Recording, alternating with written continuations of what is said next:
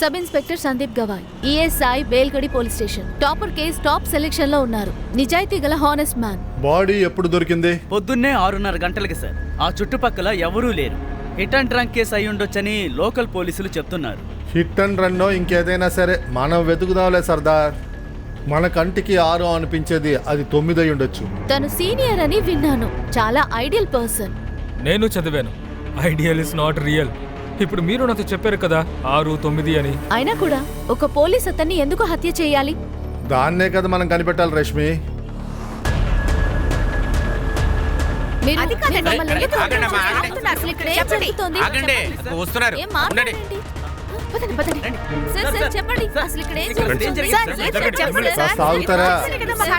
మా పని మమ్మల్ని చేయమండి.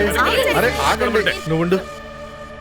ఇలా చూడండి, నేనేమి పత్రికలోని కాదు, ఏదో ఒకటి ఇని ఏదో స్టేట్మెంట్ ఇవ్వడానికి. నేను పోలీసుని ఇప్పుడే వచ్చాను కదా, విచారణ జరిపితేనే తర్వాత తెలుస్తుంది. తను విజయ్ శర్మ. Hello sir. నీకేమనిపిస్తుంది? సార్ నాకు నమ్మకం కుదరట్లేదు. మా డిపార్ట్మెంట్ మొత్తం షాక్లో ఉంది. ఇక్కడ కొంతమంది కుర్రాళ్ళు ఆడుకుంటానికి వచ్చారు, వాళ్ళే ఇన్ఫర్మేషన్ ఇచ్చారు. సార్ ఇది చూడటానికి హిట్ అండ్ రన్ కేసు లాగే ఉంది సార్. అలాగే ఆ టైర్ సైజ్ చూస్తుంటే మీడియం సైజ్ ట్రక్ లేకపోతే టెంపో ఏటో సార్, అలాగే అనిపిస్తుంది.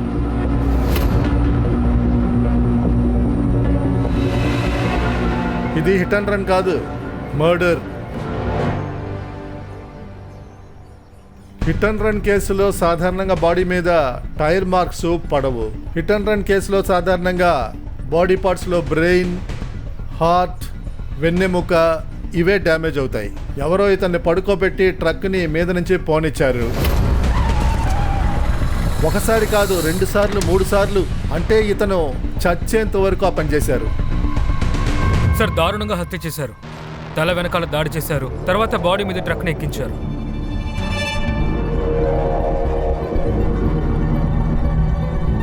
సార్ నాకు ఈ ఫోన్ దొరికింది. దీన్ని వెంటనే చెక్ చేయండి. రష్మి, ఈ కేసు గురించి డీటెయిల్స్ కావాలి. సందీప్ గురించి పర్సనల్ డీటెయిల్స్ కావాలి. బేల్గాడిలో బేల్గాడ్ పోలీస్ స్టేషన్ లో పిఎస్ఐ సందీప్ హత్యకు గురయ్యారు. ఇదేమైనా హిట్ అండ్ రన్ కేసా లేక మర్డరా? పోలీసులకి ఇతని బాడీ ఓపెన్ స్పేస్ లో దొరికింది. ఈ పోలీస్ ఆయన్ని ఎవరు చంపుంటారు?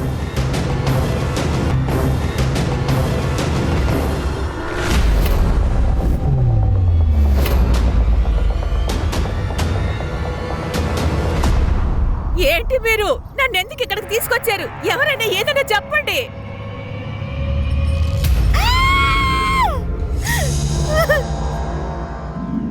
సార్, సందీప్ చనిపోయాడన్న విషయాన్ని వాళ్ళ అమ్మగారు అంగీకరించలేకపోతున్నారు. ఎలా ఒప్పుకుంటారు? సందీప్ తప్పితే వాళ్ళకెవరు లేరు. నెక్స్ట్ వీక్ సందీప్కి పెళ్లి పెట్టారు. నితిన్ సార్, పెళ్లికి లడ్డూ తినడానికి మాత్రమే రాకండి. 2 రోజులకు ముందు అన్ని పనులు చేయడానికి మీరు రావాలి. సరే పెద్దమ్మా, మేము వచ్చేస్తాం, ఖచ్చితంగా వస్తాం. పెద్దమ్మని పిలుస్తూ నైస్ గా తప్పించుకోకు. రావాలి అన్నప్పుడు వచ్చి తీరాలి. అదిగో నా కొడుకు కూడా వచ్చేశాడు. మీరు రాలేదనుకోండి, వాడు హోమగుండం చుట్టూ తిరగనే తిరగడు. ఇక్కడ కూడా మొదలు పెట్టేశావా? అరే కాదురా, నేను కొంచెం చెప్పలేదా? నేనేం చేస్తున్నా? ఆగరా నితిన్ సార్, మీరు తప్పకుండా రావాలి. వీడు ఇలాగే అంటాడు. ప్రాణానికి హాని కలిగే విధంగా సందీప్ ఏదైనా ఇన్వెస్టిగేషన్ చేశాడా? లేదు సార్, కానీ ఒకటి, ఆయన ప్రైవేట్గా ఏదో వెతుకుతున్నారు. దాని గురించి నాకేం తెలీదు. అవును సార్, 3 నెలల క్రితమే సార్కి ఇక్కడికి పోస్టింగ్ వచ్చింది. అప్పటి నుంచి నేను ఆయనతోనే ఉన్నాను. కానీ ఆయన దేనికోసం వెతుకుతున్నారో నేను కూడా తెలుసుకోలేకపోయాను. నితిన్, నీ వరకు నువ్వు ఇతను ఒక మంచి నిజాయితీ ఆఫీసర్ అంటున్నావు. మరి ఇంకెందుకు దాయడం? ఏ కేసు గురించి నీ దగ్గర కూడా చెప్పకుండా అతను దాచుంచాడు? సార్, నిన్న రాత్రి 7:30కి ప్రియా సాటేనని ఎవరో ఒక అమ్మాయి తనకి కాల్ చేసింది. నేను కాల్ లాక్ ని చెక్ చేశాను.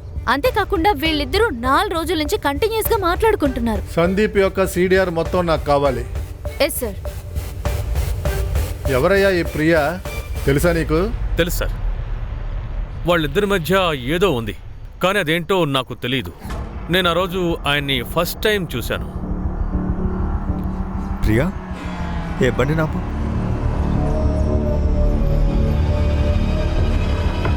ప్రియా,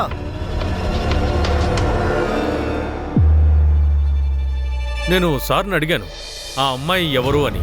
అప్పుడు ఆయన ఏం చెప్పారంటే ఆ అమ్మాయి తన పాత కాలేజ్ ఫ్రెండు అని. కానీ ఇంకోసారి నేను నా డ్యూటీ ముగించుకుని ఇంటికి వెళ్తూ ఉంటే వాళ్ళిద్దరూ ఏకాంతంగా ఉన్నారు.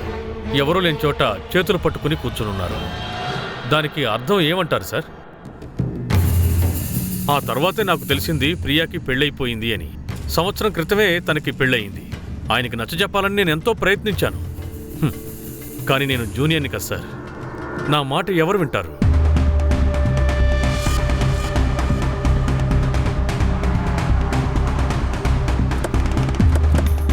నీకు సందీప్కి రిలేషన్ ఏంటి? మేము ఇద్దరం కాలేజ్ ఫ్రెండ్స్. కాలేజ్ తర్వాత మా మధ్య అసలు కాంటాక్టే లేదు. యాక్చువల్గా మేమిద్దరం ఒక వారం ముందే మీట్ అయ్యాం. నీ గురించి సందీప్ గురించి నీ భర్తకి తెలుసా? లేదు, నేను ఆయనతో దేని గురించి చెప్పలేదు. ఎందుకని? ఎందుకంటే అవసరం లేదనుకున్నాను. సందీప్ నా ఫ్రెండ్, దానివల్ల మీకు సమస్య ఏంటి? మేడం, ఫ్రెండ్ హత్య చేయబడితే ఇలాంటి ప్రశ్నలు వస్తూనే ఉంటాయి. నన్నే ఎందుకు? ఎందుకంటే ఫ్రెండ్షిప్కి మించి ఒక అనుబంధం ఉండొచ్చు. అలాగే మీ ఇద్దరి రిలేషన్షిప్ గురించి మీ హస్బెండ్కి తెలిసి ఉండొచ్చు అనుకుంటున్నాను. తను కోపంతో సందీప్ని చంపుండొచ్చు. ఏంటండి మీరు ఇలా మాట్లాడుతున్నారు? అవతల వాళ్ళకి తెలియనంత వరకు ద్రోహం జరుగుతూ ఉండొచ్చు. అలా ఏం చేశాడని సందీప్ కథని మీరు ఫినిష్ చేశారు. మీ డ్రామాని ఆపండి. సందీప్ నాకు బ్రదర్ లాగా. అతను మీకు బ్రదర్ లాంటి వాడైతే తన గురించి మీ భర్తకి చెప్పుండొచ్చు కదా. చెప్పకుండా దాచిపెట్టారంటే ఇంకేదో ఉండుండాలి. అసలు అలాంటిదేమీ లేదు. మకరంతో నేను లవ్ చేసుకుంటున్నాం, ఇద్దరు సంతోషంగా ఉన్నాం. మకరంద్ ఏం చేస్తుంటాడు? మార్కెట్లో ఆయన హోల్సేల్ బిజినెస్ చేస్తున్నారు. ఆ విషయం గురించే అప్పుడప్పుడు జల్గాకు వెళ్తూ ఉంటారు. అతని మొబైల్ నెంబర్ ఇవ్వండి. సార్, ఇదెందుకు నాకు లవ్ ట్రయాంగిల్ అనిపిస్తోంది. ట్రయాంగిల్ లవ్లో ఎవడో ఒకడు చావాల్సిందే. చరిత్ర కూడా అదే చెప్తుంది. సుతార్, ఈ మకరంద్ సందీప్ గురించి ఫుల్ డీటెయిల్స్ కావాలి. రష్మి, ప్రియా గురించి అన్ని విషయాలు తెలుసుకో. సార్, ఈ ప్రియ రాజా డాక్టర్ అటోలి కూతురు సార్. ఎవరయ్యా డాక్టర్ రాజా అటోలి? సార్, పేరుకే ఇతను డాక్టర్ సార్. కానీ ప్రజలు ఇతన్ని దేవుడు, ప్రజలకి చాలా హెల్ప్ చేస్తుంటాడు. పోలీస్కి ఇతనికి అస్సలు పడదు. ఎందుకంటే ప్రతి పోలీస్కి ఇతను కరప్షన్గా కనపడుతున్నాడు.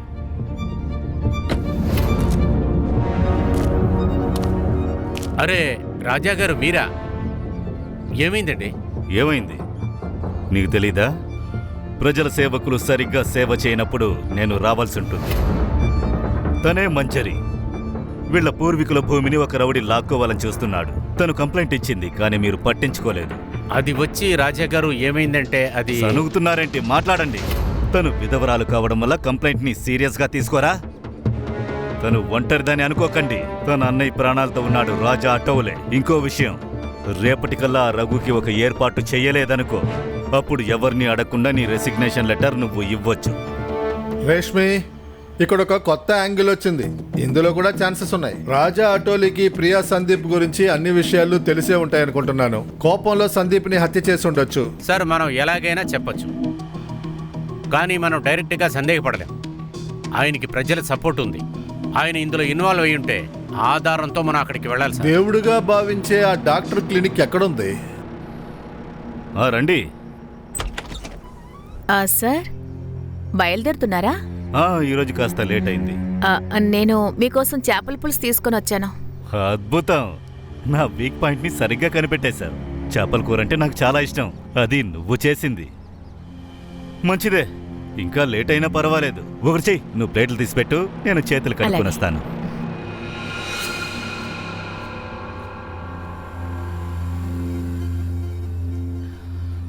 ఓయ్ బాబోయ్, వాసన అదిరిపోతోంది.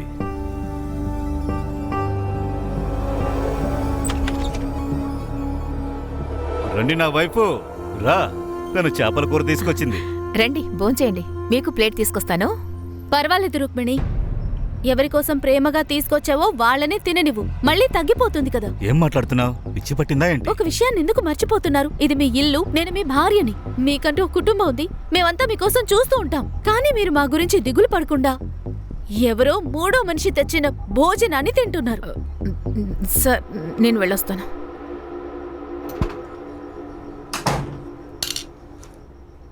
మెగా మాట్లాడడానికి ముందు ఆలోచించు. తనొక విధవరాలు, తనకు ఫ్యామిలీ లేదు. తన కాళ్లపై నిలబడ్డానికి ఒక పనిచ్చాను. ఈరోజు గౌరవంగా బ్రతుకుతోంది. కానీ నువ్వు మమ్మల్ని గురించి నిన్ను చూస్తుంటేనే చిరాగ్గా ఉంది. నేనేమనుకోవాలి? ఉదయాన్నే క్లినిక్ కి బయలుదేరిపోయి వచ్చేస్తారు, సాయంత్రం లేట్ గా వస్తారు. ఇక్కడ పేషెంట్స్ ఉండడం వల్ల లేట్ అవుతోంది. నీ బుర్రే మురిగ్గా ఉంది, ముందు దాన్ని శుభ్రం చేయి.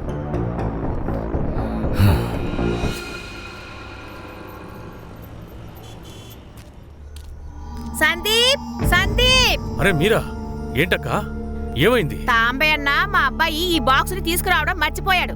వాడికి ఇష్టమని బెండకాయ కూర కూడా చేశాను, అందుకే తీసుకొచ్చాను. సందీప్ ఎక్కడున్నాడు? అది అక్క, తను ఇప్పుడే పెట్రోలింగ్ కి వెళ్ళాడు. అయితే ఒక పని చేయండి, మీరు ఫోన్ చేసి వాడిని ఇక్కడికి రమ్మని చెప్పండి. ఈ లోపు నేను భోజనం వడ్డించేస్తాను. ఫోన్ ఇక్కడ పనిచేయట్లేదు, భోజనం అక్కడ పెట్టేయండి, నేను వాడికి చెప్తానులే. ఫోన్ వెళ్ళడం లేదా? సరే, పెద్దయ్య గారు వాడిని మర్చిపోకుండా భోజనం చెయ్యమని చెప్పండి, లేకపోతే వాడు మర్చిపోతాడు. తాంబే అన్న, అందులో పాయసం ఉంది, తాగండి. సార్, మీరు అబద్ధం ఎందుకు చెప్పారు? ఆవిడ మనసులో ఏముందో మనం జడ్జ్ చేయలేము. కొన్నిసార్లు మనసు చెప్పేది వినాలి. సార్, సందీప్ పాత కేసులు ఇంకా కొత్త కేసుల గురించి చూస్తూ ఉన్నాను. ఇదిగో ఇది దొరికింది సార్. దేవుడు లాంటివాడు నన్ను నాశనం చేశాడు. ఈ కంప్లైంట్ ఎవరిచ్చారు? సార్, అది నాకు తెలియదు, ఎందుకంటే అది కంప్లైంట్ బాక్స్లో పడుంది. ఎవరైతే ఈ కంప్లైంట్ ఇచ్చారో ఆమె డైరెక్ట్గా రాలేదు. సందీప్ సరే ఈ కేసు ఇన్వెస్టిగేట్ చేస్తున్నారు. మీకే చెప్పేది. చెప్పండి, నా పైన రేప్ కంప్లైంట్ ఇచ్చారా? అవును. ఒక పని చేయండి, ఎవరు కంప్లైంట్ ఇచ్చారో వాళ్ళని పోలీస్ స్టేషన్కి పిలిపించండి. నిజాలన్నీ ఇప్పుడే వెంటనే బయటపడాలి. వాళ్ళని ఇక్కడికి పిలవడం అస్సలు కుదరదు. సార్, బయట చాలా మంది ఆడవాళ్ళు వచ్చారు, పోరాటం చేస్తున్నారు, బెదిరిస్తున్నారు, ఈయన్ని వదిలేయమని చెప్తున్నారు. సార్, నాకు చాలా భయంగా ఉంది సార్. ఆ ఆడవాళ్ళు లోపలికి వచ్చేస్తారేమో. రాజాసాన్ని వదిలేయండి, అతను ఏ తప్పు చేయలేదు. ఆఫీసర్, నా భర్తని అందరూ దైవంతో కొలుస్తారు, మీరు ఆయన మీద అనవసరంగా నింద వేస్తున్నారు. చూడండి, నేను నా డ్యూటీ చేస్తున్నా. ఈయనకి అగేన్స్ట్ కంప్లైంట్ వచ్చింది, ఎంక్వైరీ చేయడానికి ఇక్కడికి పిలిపించాం. ఆయన సరిగ్గానేగా చెప్పారు. మీరు బయటికి వెళ్ళండి, బయటికి వెళ్ళండి, వెళ్ళండి. ఇన్స్పెక్టర్ సార్, మీరు అడగండి, మీకేం కావాలో అడగండి. ఎంక్వైరీ జరిగింది, కానీ ఏ ఆధారాలు దొరకలేదు. ఏ అమ్మాయి అయితే కంప్లైంట్ ఇచ్చిందో తను ఎప్పుడూ ఎదురుగా రాలేదు. కేసు క్లోజ్ అయిపోయింది. ఏం చేయమంటారు సార్? ఈ ఊళ్ళో ఉన్న సగం మంది జనం కంప్లైంట్ ఇవ్వడానికే భయపడతారు. ఇంకోలా ఆలోచించండి, ఏది మీరు భయం అనుకుంటున్నారో అది బెదిరింపు అయి ఉండొచ్చుగా. సార్, ఇలా కూడా అయిండొచ్చు కదా, కంప్లైంట్ అబద్ధం అయిండొచ్చుగా. ఎందుకంటే సార్, మంచి చేసే వాళ్ళకి శత్రువులు చాలా మంది ఉంటారంటారు. అండ్ సార్, ఇప్పుడు చాలా మంది అమ్మాయిలు నన్ను రేప్ చేస్తారని చెప్పి పొద్దునే రాస్తున్నారు. ఏం మాట్లాడుతున్నారు మీరు? ఇలా ఏ అమ్మాయి కూడా మాట్లాడదు, వాళ్ళకది పెద్ద విషయం. Rashmi madam, fake allegation case ఎన్ని వస్తున్నాయి చెప్పండి. అలాంటి ఫేక్ అలిగేషన్ వల్ల ఎంతో మంది అబ్బాయిల జీవితాలు నాశనం అవుతున్నాయి, అది మీకు తెలుస్తుందా లేదా? అంటే అమ్మాయిలందరూ చెడ్డవాళ్లేనా? నేను అలా ఏం చెప్పలేదే. అలాగే అందరు అమ్మాయిలు కూడా నిజాయితీ పరులని నేను చెప్పలేదు కదా. చూడండి, మీరు ఎక్కువ ఆపుతారా? ఎక్కడికి వెళ్ళినా ప్రారంభించేస్తున్నారు. ఈ ఎంక్వైరీ స్టార్ట్ చేసినప్పటి నుంచి ఈ దేవుడు మనిషి 2 సార్లు వచ్చేసాడు. వాడి ఫ్యామిలీ జాతకం నాకు పూర్తిగా కావాలి. Yes sir. ఇవిగో తీసుకో. వావ్, ఎలా ఉన్నాయి? చాలా చాలా బాగున్నాయి నాన్న. ఓహో, అందంగా ఉన్నాయా? ఇలా ఇవ్వు. నిజంగా ఇప్పుడే చూడ్డానికి అందంగా ఉంటాయి. సరే చెప్పు, నీ కాలేజ్ ఎలా ఉంది? కాలేజ్ అమ్మకేమైంది? అమ్మా, నీకేమైందమ్మా?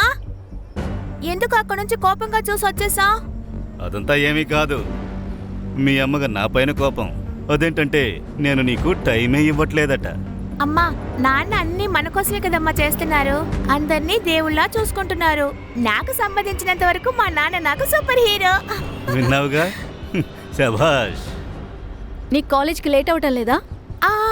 నేను వెళ్ళి బ్యాగ్ తీసుకొని వస్తాను. సరే, త్వరగా రా, నేను నిన్ను తీసుకెళ్లి డ్రాప్ చేస్తాను. తను వెళ్తుంది. పదండి నాన్న, వెళ్దాం. పద పద రామ్మా. మేఘా, సాయంత్రం కలుద్దాం. ఇలా చూడు, నువ్వు బాగా చదువుకున్నావనుకో, నేను నీకు అడ్మిషన్ సెయింట్ మేరీ కాలేజ్లో ఇప్పిస్తాను. ఇంకా నువ్వు ముంబైలోనే ఉండి అక్కడి నుంచే చదువుకోవచ్చు. ఏం చెప్పమంటావక్క? దానికి చాలా ఫీజు కట్టాలి కదా. అంత డబ్బును మనం ఎక్కడి నుంచి తీసుకొస్తాం? ఆ దిగులు నీకొద్దు, నేను మేనేజ్ చేసుకుంటాను. నీ చదువు మీద దృష్టి పెట్టు. ఇంకా కావాలా? ఆహా, వద్దక్క, చాలు.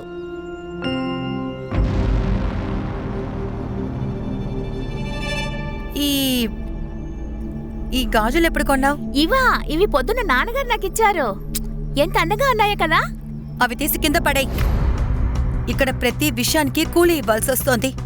ఏది మనకి ఫ్రీగా రాదు, అది అర్థం చేసుకో. అక్క, ఆయన మన నాన్నగారు. నాన్నలాగా. నేనెందుకింత కోప్పడుతున్నానో మీ అమ్మనే వెళ్ళి అడుగు. నేను ఎవరిని ఏమీ అడగను. నన్ను చూస్తే నీకు కడుపు మంట. ఎందుకంటే నీకు ఇవ్వకుండా నాకు నాన్న ఇచ్చారు కదా, అందుకే కదా. ఇంకేం మాట్లాడుకు, నేను వెళ్తున్నాను. నీతో నేను చెప్పేది విను. నీతో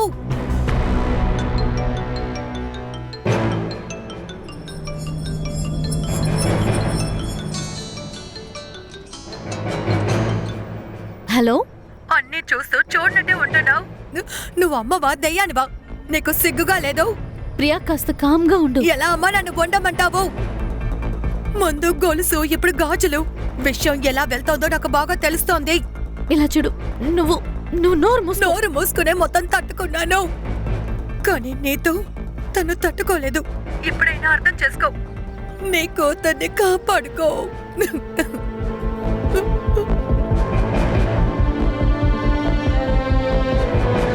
సార్, పోస్ట్ మార్టం ప్రకారం సందీప్ మరణం 11 to 3 మధ్య జరిగిందనుకుంటున్నాను. యాక్సిడెంటా? లేదు సార్, మీరు చాలా సరిగ్గా చెప్పారు. తల వెనకాల సరిగ్గా ఇక్కడ వాళ్ళు దాడి చేశారు. తాను కళ్ళు తిరిగి పడిపోయిన తర్వాతే ట్రక్ని తన మీద ఎక్కించారు. ప్రాణాలు పోయేంత వరకు ఎక్కిస్తూనే ఉన్నారు. ఎవరు ఇదంతా చేసుంటారు? ప్రియా, మకరంద్ లేదా డాక్టరా? సార్, సందీప్ కాల్ లొకేషన్ ప్రకారం చూస్తే మర్డర్ జరిగిన రోజు రాత్రి 9:20 కల్లా ఆయన బయలుదేరారు. రాజా క్లినిక్ కి వెళ్లారు. తర్వాత నుంచి ఫోన్ స్విచ్ ఆఫ్ లో ఉంది. అప్పుడు ఏదైతే జరిగిందో అది రోడ్ కి క్లినిక్ కి మధ్య జరిగింది. సుతార్, గాడ్ మ్యాన్ చాలా నిజాయితీగా ఉన్నాడు. ఒక అమ్మాయి వ్యతిరేకంగా కంప్లైంట్ ఇచ్చింది. సందీప్ హత్య ఇతని క్లినిక్ నే చూపిస్తుంది. సార్, ఇలాంటి సాధువులు సన్యాసుల్ని నా జీవితంలో చాలా మందిని చూశాను. ఒక చెడుని దాయడం కోసం 10 మంచి పనులు చేస్తారు.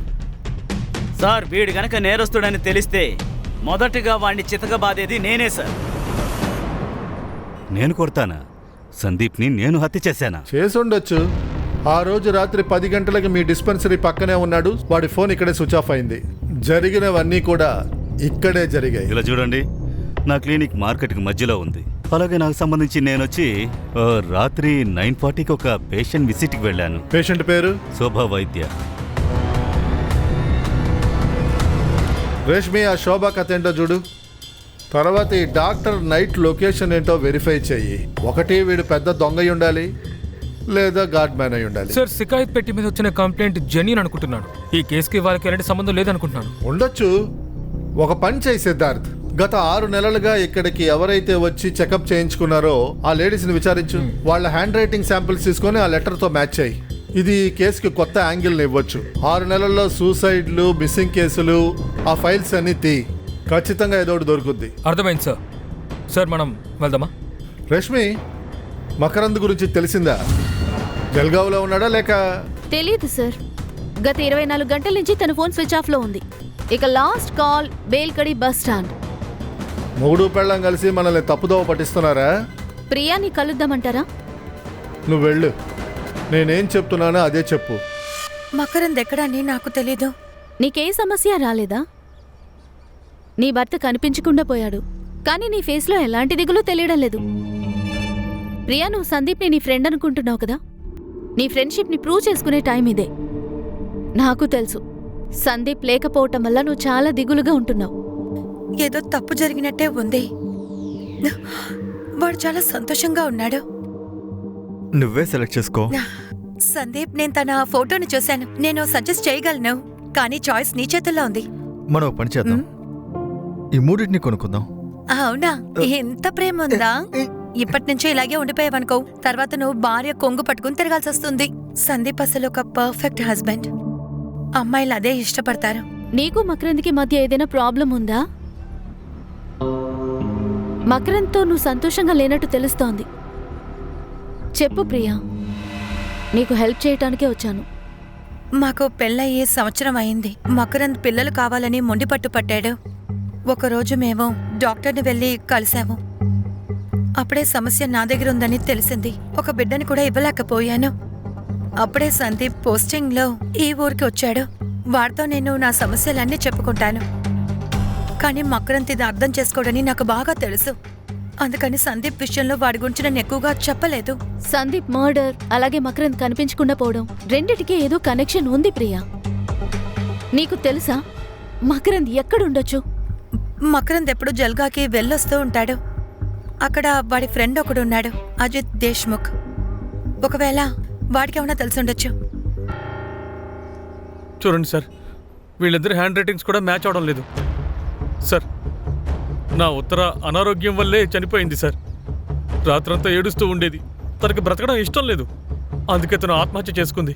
ఉత్తర రాజా ఆటోలీకి పేషెంట్ కదా, ఇందులో వేరే విషయాలు కూడా ఉండొచ్చు. ఒక్క నిమిషం, మీరు రాజా సాబ్ని సందేహిస్తున్నారా? అరే, ఆయన దేవుడితో సమానం. నేను ఈరోజు ఆ స్కూల్లో క్లర్క్ ఉద్యోగం చేస్తున్నానంటే అది ఆయన వల్లే. నేను ఉత్తర కష్టాల్లో ఉన్నప్పుడు ఆయనే మమ్మల్ని ఆదుకున్నారు. చూడండి సార్, నేను ఈ విషయంలో మీతో ఇంకేమీ మాట్లాడదలుచుకోలేదు. ప్లీజ్ మీరు వెళ్ళిపోండి. నా భర్త చనిపోయి చాన్నాళ్ళవుతోంది సార్. ఇది ఏం అప్లికేషన్ ఫామ్? మేడం, మేము గ్రామ పంచాయతీ నుండి వస్తున్నాం. ఏం చేయమంటారు చెప్పండి? అంత గవర్నమెంట్ పని. ఎప్పుడు చూసినా కొత్త ఫామ్ అది ఇదని అడుగుతూనే ఉంటారు. అంతే, ఇంకేం లేదు. మీరు ఈ ఫామ్ ని ఫిల్ చేసేవండి, మిగతా విషయాలు మేము చూసుకుంటాం. ఓకే, తీసుకోండి. ఫిల్ చేసేవండి. ఇదిగోండి.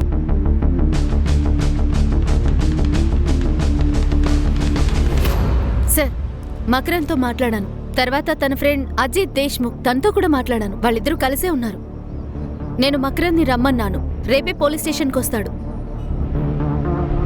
అరే ముందు కూర్చో సార్, కాస్త లెటిన్ ఇవ్వండి. ఏంట్రా 3 రోజులుగా ఫోన్ స్విచ్ ఆఫ్ చేసి కూర్చున్నావా? ఏమనుకున్నావరా? ఫోన్ స్విచ్ ఆఫ్ చేసి కూర్చుంటే తప్పించుకుందాం అనుకున్నావా? నిన్ను పట్టుకోలేమనుకున్నావా? నిజం చెప్పే, ఎందుకు ఇంట్లోంచి పారిపోయావు? ఆ ఇంట్లో ఉన్న నేను చేయమంటారు? నాకు ప్రియా మొహం అస్సలు చూడాలనిపించట్లేదు. తను నాకు నా ఫ్యామిలీకి చాలా ద్రోహం చేసింది. అంటే ప్రియా కన్సీవ్ అవ్వలేకపోయింది. అందువల్ల డాక్టర్ దగ్గరికి వెళ్ళాం. స్కాన్ చేసి రిపోర్ట్ చూసిన తర్వాత నేను పిచ్చోడిని అయిపోయాను. ఎంతలా మోసం చేస్తావా? నీ గొంతు పిసికి చంపేస్తాను. నీలో యూట్రసే లేదు, ఇంకా పిల్లలు ఎలా పుడతారు? మీరు ఏమంటున్నారు? నాకు నిజంగా ఏమీ తెలీదు. 2 ఏళ్ల క్రితం నీకు యూట్రస్ తీసేశారు, కానీ ఏమీ తెలియనట్టు నటిస్తున్నావు. నేనేమన్నా పిచ్చోడా, లేకపోతే నేనేమన్నా మృగాన్నా? మీ నాన్న ఒక మాంస బుద్ధం తీసుకొచ్చి నాకు అంటగట్టాడు. నిన్ను భార్య అని చెప్పుకోలేను, పూర్తిగా ఆడదానమని చెప్పలేను. ఒక స్త్రీకి బిడ్డ పుట్టకపోతే ఆమె స్త్రీ కాదని దృష్టిలో నీలాంటి వాళ్ళకి విడిగా ఒక హాస్పిటల్ కట్టాలి. నీకే ట్రీట్మెంట్ ఇవ్వాలరా. చూడండి సార్, ఇదంతా మీ సిటీలో కామన్ ఏమో, కానీ ఇక్కడ పెళ్ళైన తర్వాత పిల్లలు పుట్టకపోతే ఆ పెళ్లిని పెళ్లిగానే ఒప్పుకోరు. అలాగా? సగం జరిగిన పెళ్లిని పూర్తి చేయడానికి ప్రయత్నించారు. మీరేం వాగుతున్నారు? ఇదంతా సార్ వద్దు సార్, ఇలా ఇవ్వండి. మీ చేతులకి ఎందుకు నొప్పి, నేను చూసుకుంటాను. మాట్లాడు బే, మళ్ళీ నీ నోరు జారేవో కాదా కంచికే. నేనే చెప్పేస్తాను. నా భార్య ఇంటికి పక్కన ఉన్న నా ఫ్రెండ్ వాళ్ళ ఇంటికి వెళ్ళాను. అక్కడ నేను అజిత్ వాళ్ళ సిస్టర్ కవితని మీట్ అయ్యాను. మేమిద్దరం లవ్ చేయడం మొదలుపెట్టాం. పెళ్లి చేసుకుందాం అని కూడా డిసైడ్ అయ్యాం. నాకు ప్రియాతోనూ వాళ్ళ కుటుంబంతోనూ ఎలాంటి సమస్య లేదు. నాకు జస్ట్ సంతోషంగా ఉండాలి. నీకు సందీప్ ప్రియా ఫ్రెండ్షిప్ తెలుసా? వాళ్ళ మీద నాకు అనుమానం వచ్చుంటే నేను ముందు ప్రియాని చంపేసి ఉండేవాడిని. సందీప్ని చంపను, ఎందుకంటే ప్రియా నన్ను మోసం చేసింది, సందీప్ కాదు. వాళ్ళిద్దరి మధ్య ఏదైనా అఫర్ ఉన్నా కానీ నేనే చాలా సంతోషపడేవాడిని. తన పీడ నాకు వదిలేదు కదా. సరే వెళ్ళు, కానీ విను, ఎంత ముఖ్యమైన పనైనా సరే ఈ ఊరు నుంచి నువ్వు ఎక్కడికి వెళ్ళకూడదు. సరే సార్. మకరన్ నిజమే చెప్తున్నాడు. నేనే వాడి జీవితాన్ని నాశనం చేశాను. కానీ అసలు నా యూట్రస్ ని ఎప్పుడు తీశారో ప్రామిస్ గా నాకు తెలీదు. ఇది సాధ్యం కాదని నీకే తెలుసు. అంటే నీకు ఆపరేషన్ జరిగింది, అది నీకు కూడా తెలియదు.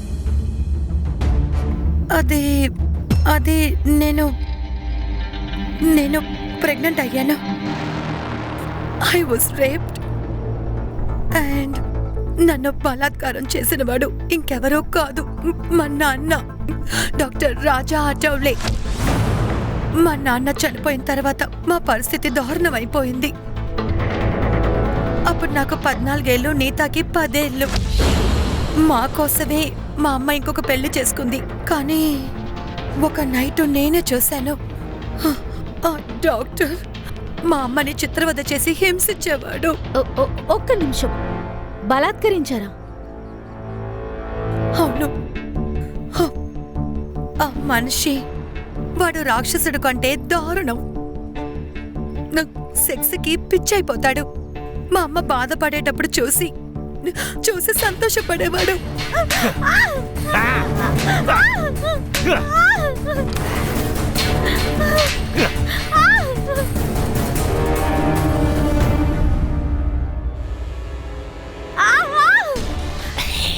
అమ్మ అరిచేది, ఏడ్చేది.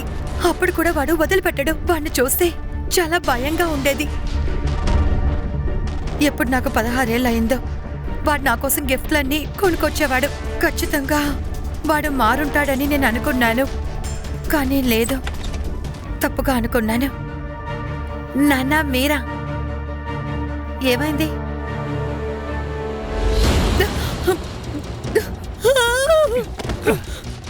నాన్న, ఏం చేస్తున్నారు? వదలండి.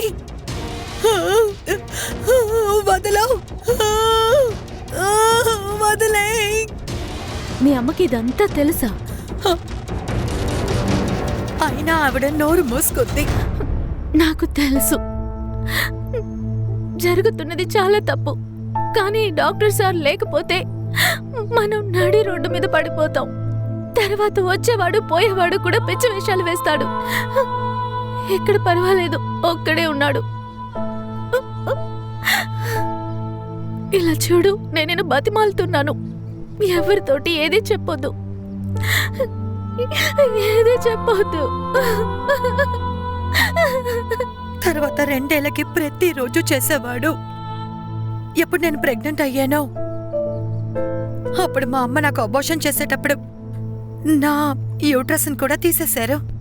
ఈ విషయం మక్రంద్ చెప్పే నాకు తెలుసు. అప్పుడు నాకు కోపం వచ్చింది. ఎందుకమ్మా, ఎందుకు?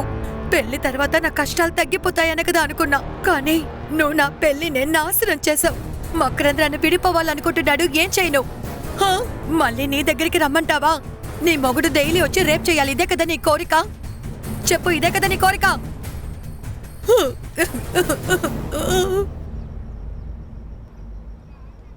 నాకు తోడెవరూ లేరు మేడం.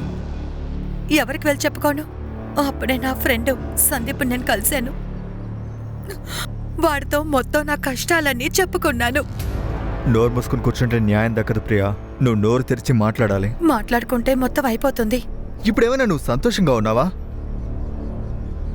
చూడు, నువ్వు అఫీషియల్ రేప్ కంప్లైంట్ ఇవ్వలేదనుకో, ఈ కేసుని నేను నా స్టైల్లో హ్యాండిల్ చేస్తాను. ఒకటి గుర్తుంచుకో, నేను నీకు న్యాయం కలిగేలా చేస్తాను.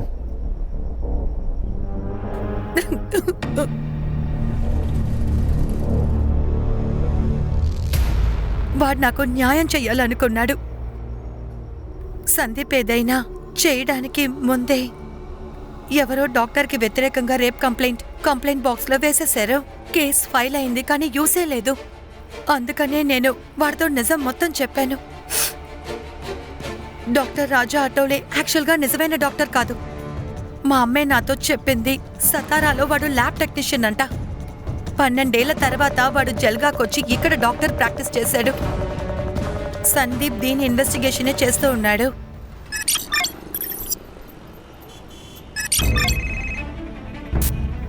చెప్పు సుతార్. సార్, ఆ హ్యాండ్ రైటింగ్ మ్యాచ్ అయింది సార్. ఎవరితో మ్యాచ్ అయింది? శోభా వైద్యాది సార్. తనని మీట్ అవడానికే రాజా ఆ రోజు ఆటోలో బయలుదేరింది. కొన్నిసార్లు ఏమనిపిస్తోందంటే, నేను ఈ విషయాన్ని వాడితో చెప్పకుండా ఉండుంటే, ఒకవేళ ఈరోజు సందీప్ ప్రాణాలతో ఉండేవాడు. ఇలా జరిగినందుకు నేనే కారణం. జరిగిన దానికంతా నేనే కారణం. మీరే కరెక్ట్ సార్. చాలా దారుణమైన గుంటనక్క వీడు. సాధువులాగా నటించి రాక్షస పనులు చేశాడు వీడు. సరే, ఆ రాక్షసుణ్ణి చంపే సమయం వచ్చింది. ఆధారాలని కలెక్ట్ చేయండి. తర్వాత ఊరంతా వీడి ఊరేగింపు పెడదాంలే. సుతార్, వీడి నెక్స్ట్ టార్గెట్ ఎవరో చూడు. ఇప్పుడు ఎవరికి ట్రీట్మెంట్ ఇస్తున్నాడు? రష్మి, డాక్టర్ ఫేక్ అనే విషయం సందీప్కు తెలుసుంటే వాడు ఈ విషయంగా మెడికల్ కౌన్సిల్ని కాంటాక్ట్ చేసి ఉంటాడు. అది వెతుకు. Yes sir. హ్యాండ్ రైటింగ్ గురించి ఏదైనా తెలిసిందా? హ్యాండ్ రైటింగ్ ఎక్స్పర్ట్ దాని మీద పనిచేస్తున్నారు సార్. వెంటనే దొరికేస్తుంది సార్. టైం లేదు. ఆధారాలు దొరకడానికి ముందు డాక్టర్ పారిపోతే మీ అందరినీ తరివి కొడతా. మీరందరూ ఏదేదో మాట్లాడేసుకుంటున్నారు. మా అబ్బాయికి పెళ్లి. తాంబి అన్న లడ్డు తినండి, మీరే కాదు అందరూ తినాలి. పెద్దయ్య గారు నమస్కారం. మా సందీప్ పెళ్లి కార్డు తీసుకోండి. ఇలా చూడండి, కుటుంబం మొత్తం రావాలి, ఎలాంటి సాకులు చెప్పకూడదు. మరి నితిన్ సార్, ఒకరోజు పోలీస్ స్టేషన్ మొత్తం లీవ్ ఇచ్చేయండి. ఒక్కరోజు పోలీస్ స్టేషన్ లీవ్ ఇస్తే కొంపలేవి మునిగిపోవాలండి. అందరూ మా అబ్బాయి పెళ్లికి తప్పకుండా రావాలి. ఈ సందీప్ ఉన్నాడే ఎప్పుడు ఇక్కడ ఉండడు. ఏంటో అన్ని పనులు నేను ఒక్కదాన్ని చూసుకోవాలి. ఏ సాధన, నువ్వు కూడా రావాలి, మర్చిపోకు. సార్, పరిస్థితి చాలా తీవ్రంగా ముదురుతోంది సార్. ఆవిడ మైండ్లో నుండి ఈ షాక్ని ఎలాగైనా పోగొట్టాలి, లేకపోతే జీవితాంతం పాపం సందీప్ కోసం ఎదురు చూస్తూ ఉంటుంది. సార్, తనింకా సందీప్ బాడీని కూడా క్లెయిమ్ చేయలేదు సార్.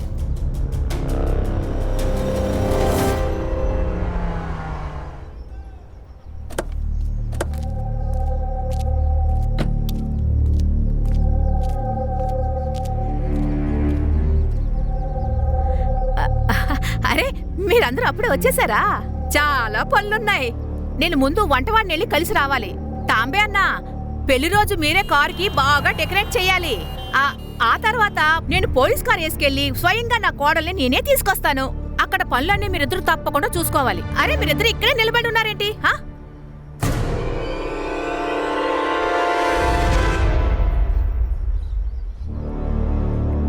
ఏమైంది? వీడేంటి పడుకున్నాడు? సందీప్కి యాక్సిడెంట్ అయింది, వాడు తప్పించుకోలేకపోయాడు. పెద్దయ్య గారు ఏంటి మాట్లాడుతున్నారు? వీడు నిద్రపోతున్నాడు. సందీప్ మనతో లేడమ్మా, వాడి బాడీ డ్యామేజ్ అయింది. ఈరోజు అంతిమ సంస్కారాలు చేయాలి. ఒకసారి వాడి ముఖాన్ని చూడండి.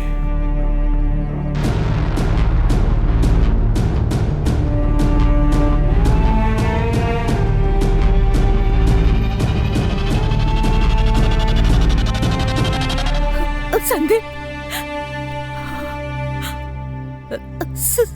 సందీప్ నా కొడుకు. సందీప్ నా కొడుకు. పెద్దమ్మ, రష్మి, ఆవిడ్ని ఏడవని, అప్పుడే మనసు తేలికపడుద్ది. ఏడుపుని కంట్రోల్ చేసుకొని ఆవిడ జీవించలేదు. ఒకరిని పోగొట్టుకుంటే ఆ నొప్పుందే, అది నాకు బాగా తెలుసు.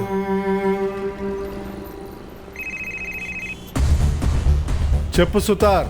సార్, ఆ హ్యాండ్ రైటింగ్ మ్యాచ్ అయింది సార్. ఎవరితో మ్యాచ్ అయింది? శోభా వైద్య. తనని మీట్ అవడానికి రాజా ఆ రోజు ఆటోలో నైట్ బయలుదేరింది. నీ హ్యాండ్ రైటింగ్ ఈ లెటర్తో మ్యాచ్ అవుతోంది.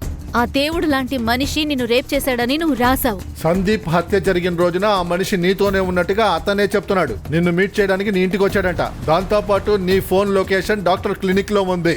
మీరు క్లినిక్ లో ఉంటే అప్పుడు డాక్టర్ అక్కడేం చేస్తున్నారు?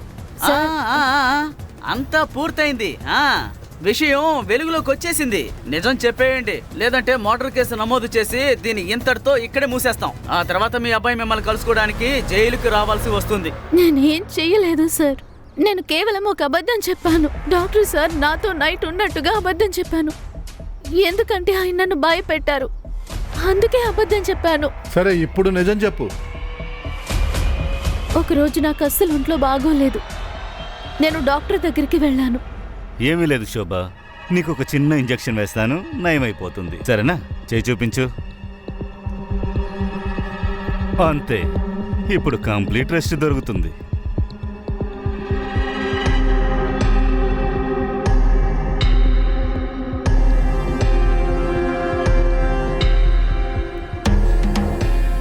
ఆ తర్వాత డైలీ అలాగే జరిగేది. నువ్వు పోలీస్ స్టేషన్కి వచ్చి ఎందుకు కంప్లైంట్ ఇవ్వలేదు? మా పరిస్థితి దారుణంగా ఉంది. భోజనానికి కూడా గతి లేదండి. డాక్టర్ సార్ వచ్చినప్పుడల్లా నా చేతికి డబ్బిచ్చేవారు. ఆ తర్వాత నన్ను చూసుకుంటే నాకే సిగ్గేసేది.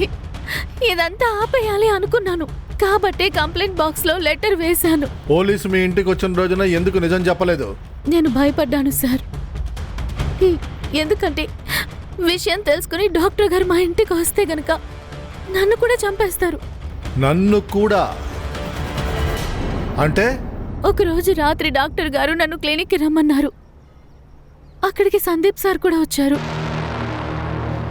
ప్రజల ప్రాణాలని కాపాడమే డాక్టర్ పని, ప్రాణాలు తీయడం కాదు. కానీ నువ్వు దీన్ని అర్థం చేసుకోలేవు, ఎందుకంటే నువ్వు ఒక డాక్టర్వే కాదు. నీ గురించి ఎంక్వైరీ చేశాను. ఆ గోడ మీద వెళ్తున్న సర్టిఫికేట్ ఫేక్. నీ మాటలు ఎవరు నమ్ముతారా? రే, నేను కనిపించే దేవుణ్ణి, గాడ్ మ్యాన్. ఇక్కడి నుంచి బయలుదేరు, నీ డబ్బులు స్టేషన్కి వస్తుంది. ముందు నీ కూతురు మీద బలాత్కారం చేసావు, తను ప్రెగ్నెంట్ కాకూడదని యూట్రస్ని తీసేశావు. నువ్వేమీ దేవుడివి కదరా, నువ్వు రాక్షసుడివే.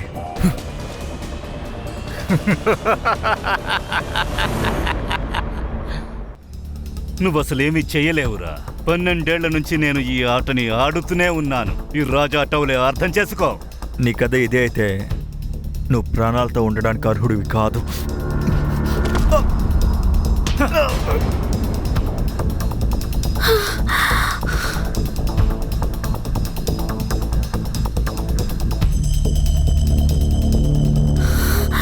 షాక్ అవుతున్నావేంటి? వాడేమీ చావలేదు, స్పృహ తప్పి పడిపోయాడు. నువ్వు ఫోన్ ఇవ్వు, ఇవ్వు త్వరగా. ఇవ్వు. అరే ఇవ్వవే. విను, రాజా మాట్లాడుతున్నాను. ఎవరికి కాల్ చేశాడు వాడు? ఎవరికి కాల్ చేశారు చెప్పు. అది నాకు తెలీదు, కానీ తర్వాత నన్ను ఇంటికి వెళ్ళిపోమన్నారు. కానీ ఉదయాన్నే న్యూస్ చూసినప్పుడే సందీప్ సార్ చనిపోయారన్న సంగతి తెలిసింది.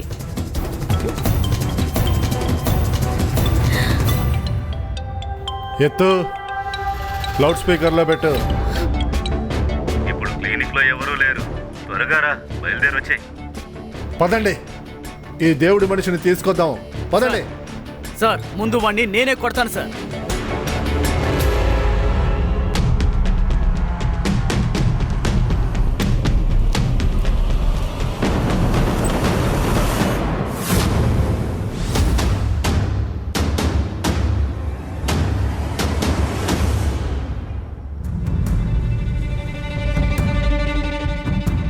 Sir, he's no more.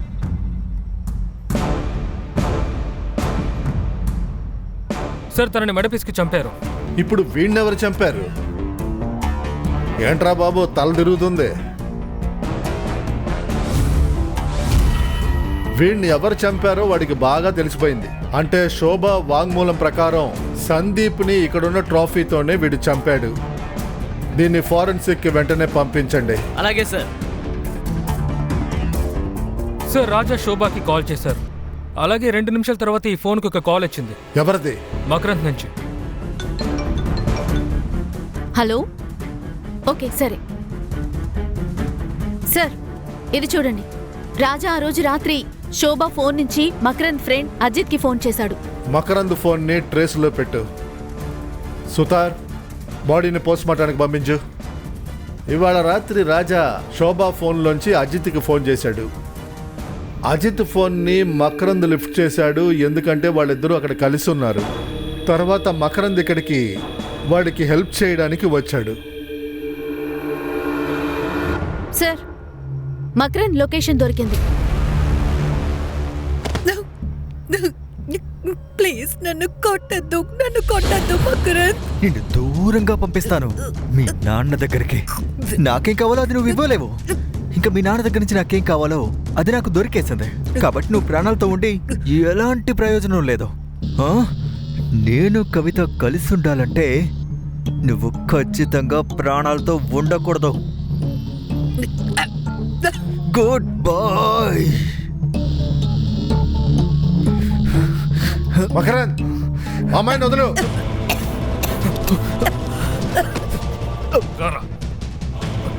ఓకేనా? ఆగు.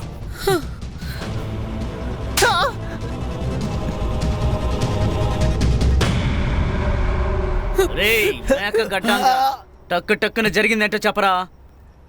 నేను కవిత పెళ్లి చేసుకోవాలని డిసైడ్ అయ్యాం. కానీ నా బిజినెస్ మొత్తం లాస్లో ఉంది. ఈ విషయం అజిత్కి కూడా తెలిసిందే. వాడు నా ముందు ఒక కండిషన్ పెట్టాడు. అంటే నా చెల్లెల్ని పెళ్లి చేసుకోవాలంటే నాకు 25 లక్షల రూపాయలు ఇవ్వాలి అన్నాడు. నేనేం చేస్తాను?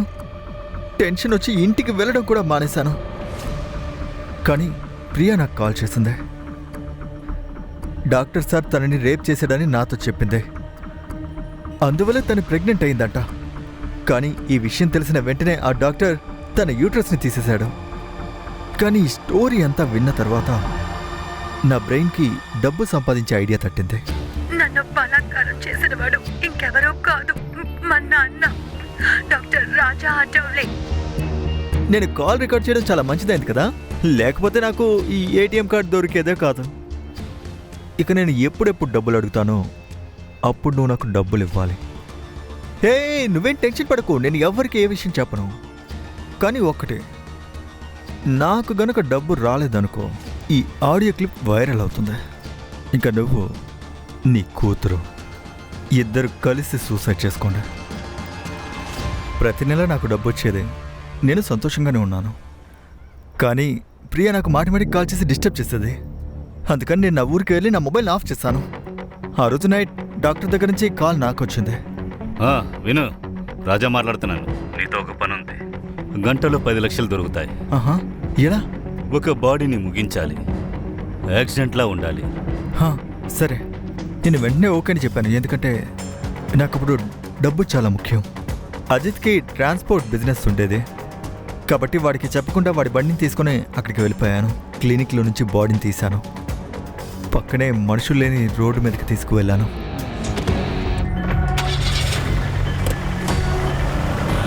తర్వాత చెయ్యాల్సిన పని చేశాను.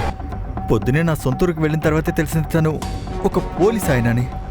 బేల్గాడిలో బేల్గాడ్ పోలీస్ స్టేషన్లో పిఎస్ఐ సందీప్ హత్యకు గురయ్యారు. డాక్టర్ సార్ నాతో ఒక పెద్ద గేమ్ ఆడారు. తన ఐడెంటిటీని ఆయన దాచాడు. ఆ తర్వాత కూడా వాడు నీకు డబ్బిచ్చాడు కదా, బంగారు గుడ్డు పెట్టే బాతుని ఎందుకు చంపావు? నాకు టిప్ దొరికింది. డాక్టర్ తన స్థలాన్ని అమ్మేసి 3.5 కోట్లు పెట్టుకున్నాడు. కానీ అగ్రిమెంట్ వేయడానికి ముందే చనిపోయాడు. అప్పుడు బేసికలీ ఆ డబ్బు బ్లాక్ అయిపోయింది.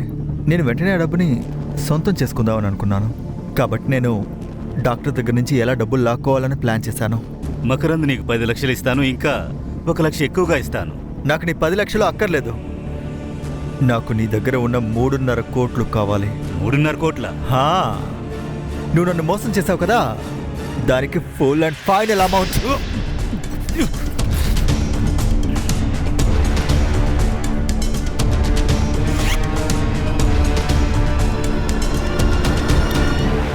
ప్రియాని నువ్వు ఎందుకు చంపాలనుకున్నావు?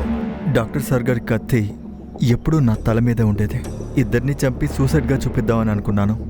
దాంతోపాటు ఆడియో క్లిప్ వైరల్ చేస్తే ప్రాబ్లం సాల్వ్ అయి ఉండేది.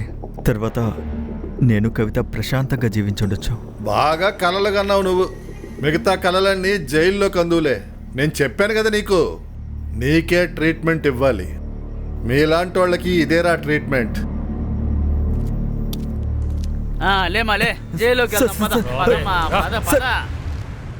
ఈ కేసులో ముద్దాయి మకరంద్ సాటేకి పిఎస్ఐ సందీప్ గవాయ్ ఇంకా రాజీవ్ అఠాయిని హత్య చేసినందుకు ఐపీసీ సెక్షన్ 302 నేరం రుజువైనందుకు 120B, అలాగే సాక్ష్యాల్ని తారుమారు చేసినందుకు ఐపీసీ సెక్షన్ 204 ప్రకారం 10 ఏళ్ల శిక్ష విధించబడింది.